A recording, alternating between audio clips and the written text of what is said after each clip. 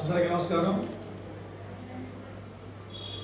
నిన్న మాచల నియోజకవర్గంలోని గుళ్ళపాడు గ్రామంలో జరిగిన రాష్ట్ర మ్యాచ్లు కానిపట్టాలని కనిపిస్తుంది. ఇది ఒక పార్టీ సంబంధించిన విషయమే అయినా కూడా ఈ హత్యని ప్రత్యేకంగా చూడాల్సిన అవసరం ఎంతైనా ఉంది. ఎందుకంటే 2 రోజుల క్రితం జిల్లా స్థాయి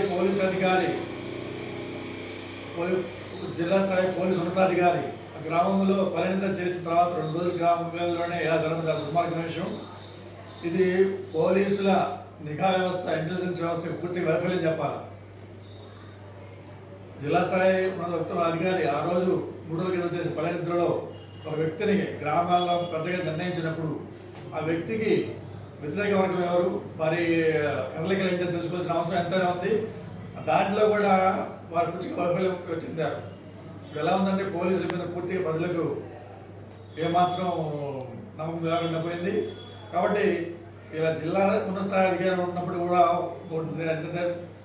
చేసిన 3 రోజులు జరిగిందంటే ఆ పోలీసుగా ఉన్నతాధికారి ఎలా పనిచేస్తారని మనకు అర్థమవుతుంది. కాబట్టి అలాంటి ఉన్నత స్థాయి అధికారులు వెంటనే రద్దు చేయాలి కానీ డిమాండ్ చేస్తుంది.